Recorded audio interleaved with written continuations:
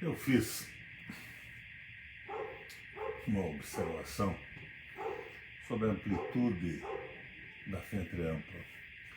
O que acharam, por exemplo, das conversas do Lula com o Fernando Henrique. Minha intenção era entender como estava entendendo dessas atitudes, como estava entendendo as bases da oposição no Brasil. Fui agredido duramente, desaforo, imbecilidade, traidor, está costeando o alambrado, uma coisa rigorosamente irracional. Minha gente, não tem importância nenhuma o Lula falar com o Fernando Henrique Cardoso. Mas eu esclareci num Twitter depois que eu queria saber qual era o tamanho da azeitona que tinha dentro dessa empada. Talvez vocês não estejam me entendendo. Então vamos dizer com mais clareza. Uma frente ampla tem limites. Limites. Eu pessoalmente acho que é uma bobagem, por exemplo, a esquerda brasileira tentar imaginar que está fazendo uma revolução nesse processo e que vai daí surgir um Brasil com características absolutamente diferentes. Não, não é assim. Eu sou meio discípulo do Guerreiro Ramos nesse processo. Nós temos que abrir espaços para que a sociedade brasileira reflita sobre o seu futuro e vá construindo o seu modelo econômico, o seu modelo de administração pública, de organização social, através de eleições. Para isso, nós não podemos imaginar que uma frente ampla será suficiente, que alterará alguma coisa nesse aspecto de reabrir a possibilidade de reconstrução do Brasil no caminho do seu processo civilizatório. Mas uma frente ampla demais é um recuo, é uma derrota. Uma frente ampla demais será a possibilidade de eliminarmos, por exemplo, o bode da sala, que é o Bolsonaro, mas estarmos diante de um acordo, e para mim parece muito claro isso, que vai preservar os absurdos do liberalismo econômico. Vai preservar a exploração absoluta do trabalho, o fim da soberania, o fim do nosso processo civilizatório. Sob o pretexto de que vamos tirar o bode da sala. E o bode é o Bolsonaro. A sua terra plana, o seu fundamentalismo, a sua parceria com o Malafaia, essas coisas absolutamente ridículas que acontecem no Brasil. Por outro lado, eu diria que isso é uma proposta covarde, frouxa, e que vai preservar as conquistas do liberalismo econômico e escravizar definitivamente o trabalhador brasileiro, e o nosso projeto nacional desaparece e passamos a ser um Estado associado dos interesses do grande capital, da famosa globalização. Por outro lado, se quisermos um exagero de propostas, eu acho que até numa crise, num processo eleitoral, nós podemos chegar ao poder com isso, mas não sustentaremos. Nós temos que, à moda do Guerreiro Ramos, abrirmos espaço para que a sociedade se manifeste dentro desta visão democrática que nos alimenta. O exagero não será sustentável, ou no processo eleitoral ou posteriormente a eles.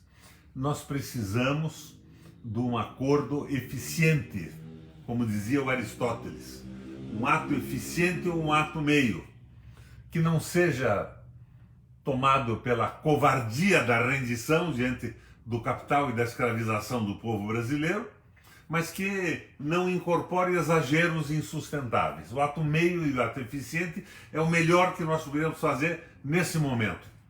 Reconquista da soberania, referendo revogatório dos absurdos liberais e submissão à geopolítica norte-americana que nos anularam como nação nesses últimos anos, desenvolvimento sustentável, retomada da industrialização, valorização do trabalho que foi liquidado desde o Temer e fundamentalmente agora no governo do Guedes e do Bolsonaro.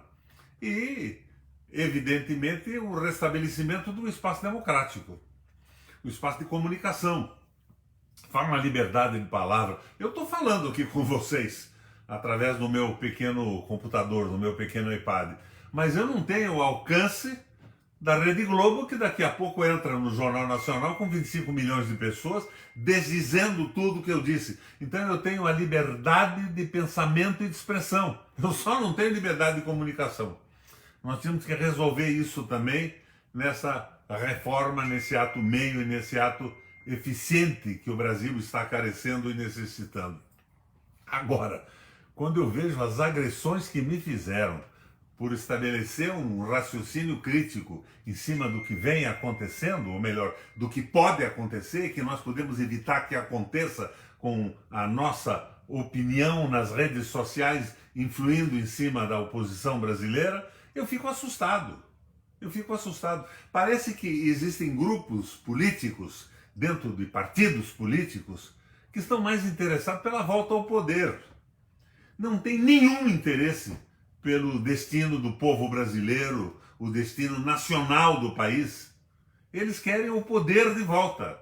E isso pode nos levar a um acidente que nos colocará de novo no comando do país Joaquim Levy, Meirelles, essa gente toda. Não é por aí. Não queremos o exagero, mas eu quero que vão à merda os que me criticam por estabelecer uma visão crítica em cima do que está acontecendo.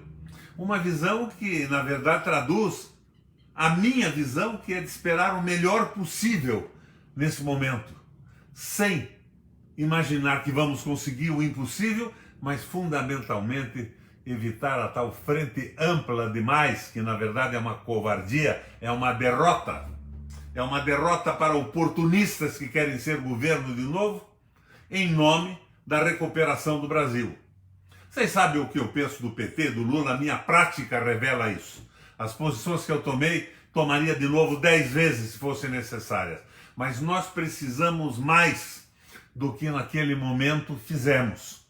Nós precisamos de um programa muito claro, moderado, mas eficiente, sem exageros e absolutamente sem covardias em relação ao Brasil, aos direitos do nosso povo. Aliança do Brasil com uma proposta que viabilize o nosso futuro, discutido amplamente com a nossa sociedade. Agora, insisto, os que me agridem e surgiram as dúzias aí, vão à puta que pariu. Tem momentos que só um palavrão mesmo resolve o nível da nossa indignação. Um abraço, companheiros. Vamos continuar lutando para que saiamos da melhor forma possível dessa crise terrível que o bolsonarismo nos colocou. Mas não é bastante tirarmos o Bolsonaro em troca da entrega definitiva do Brasil e da rendição ao liberalismo econômico, à escravização do nosso povo e o fim de um projeto nacional que é um projeto lindo nesse país maravilhoso que nós vivemos. Um abração. Desculpe o palavrão, mas há momentos que não há outra maneira de darmos uma resposta a esses merdinhas que querem só o poder e não se incomodam de forma alguma com o nosso país, com o nosso povo e com o nosso futuro. Uma boa tarde, um abraço a vocês.